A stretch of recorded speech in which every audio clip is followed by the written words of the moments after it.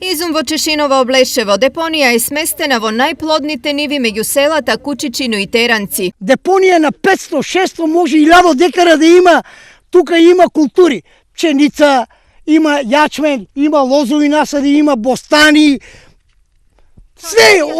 Се е закадено. Имаме тука што се фрла свиње умрено, гуде умрено, мачка умрено. Таа птица кца на воа тука, клукне тука од депонија да дојде на Бостано. Ние овакви случаи не смееме да продаваме, затоа што не знаеме што може да се деси. А дека ќе дојдеме до труење на луѓето.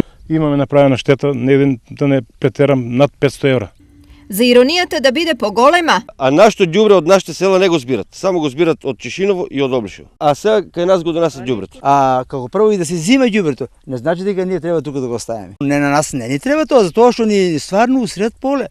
Во Кучичино и Теранци живеат околу 2000 жители на кои овие ниви им се единствен извор на екзистенција. Без нив за никаде сме, што правиме? Не може да обстанеме. Па ќе пропаднеме, тоа е нормална работа дека ќе пропаднеме. Поради ова тие веќе неколку пати од градоначалникот барале решение и дислокација на депонијата, но тој во случајов како да не е од Чешиново Облешево. Одговорноста ја префрла на директорот на јавното предпријатие. Дали тој има моќ да ја дислоцира депонијата? Таа поставка иде преку одлука на Совет, каде што има расположливо земјиште државно да може да се дислоцира.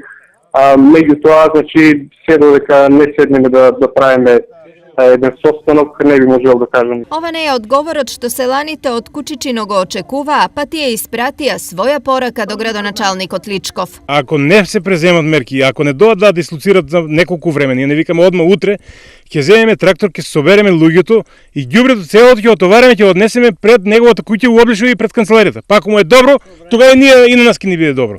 Покрај ова, селаните веќе ангажирале и адвокат и за уништените култури и претрпената штета, одштета преку суд ќе бараат од општината.